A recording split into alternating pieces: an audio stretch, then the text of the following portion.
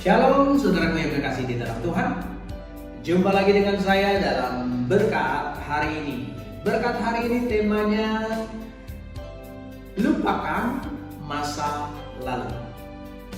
Dalam Filipi pasal 3 ayat 13 dan 14.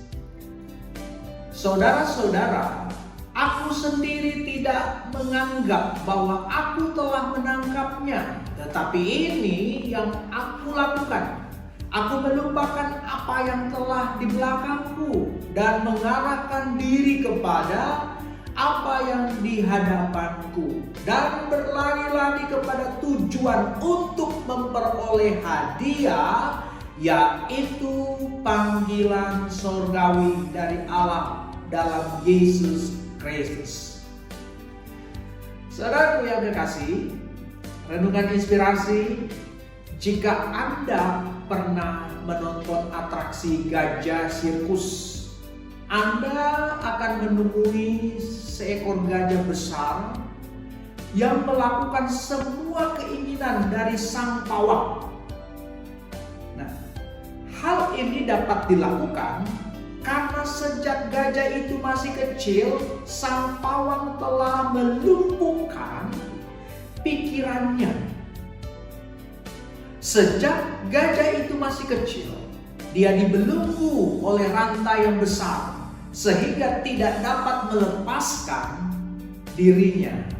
Setelah gajah itu bertumbuh besar, maka dia cukup diikat dengan menggunakan tali yang kecil. Menggunakan tali yang kecil saja. Karena belenggu sesungguhnya ada di dalam pikiran sang gajah tersebut. Nah, saudaraku, hal ini juga bisa terjadi dalam hidup kita sebagai manusia. Ada orang yang dibelenggu oleh kenangan pahit di masa lalunya atau trauma-trauma yang pernah dialaminya. Orang yang masih terikat dengan masa lalunya akan sulit untuk mengalami kemajuan. Inilah yang disebut dengan ketidakberdayaan. Banyak orang percaya yang sulit mengalami kemajuan dalam iman karena terbelenggu oleh trauma kenangan masa lalu. Apakah karena pernah diperlakukan dengan buruk semasa kecil, kegagalan dalam bisnis atau pekerjaan, mengalami pelecehan atau perundungan, atau bully, atau dosa-dosa masa lalu yang masih menyisakan rasa bersalah. Segala trauma di masa lalu adalah kepercayaan palsu, ya, yang ditanamkan iblis ke dalam pikiran kita. Nah, saudaraku, Alkitab mencatat ada banyak orang yang mengalami peristiwa pahit di masa lalunya.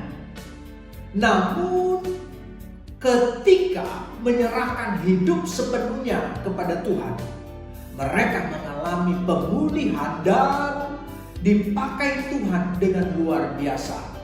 Salah satunya adalah Rasul Paulus. Rasul Paulus memiliki masa lalu yang kelam.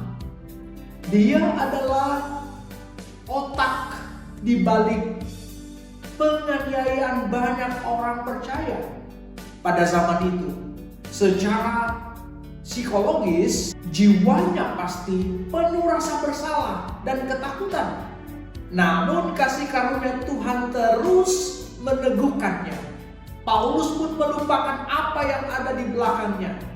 Dengan kata lain, ia tidak terpaku dengan dosa masa lalunya, sehingga dia sulit mengalami pertumbuhan iman. Sebaliknya, ia mengarahkan dirinya ke masa depan dengan berpedoman pada firman Tuhan. Bila hari ini firman Tuhan yang sama juga, ya, datang berbicara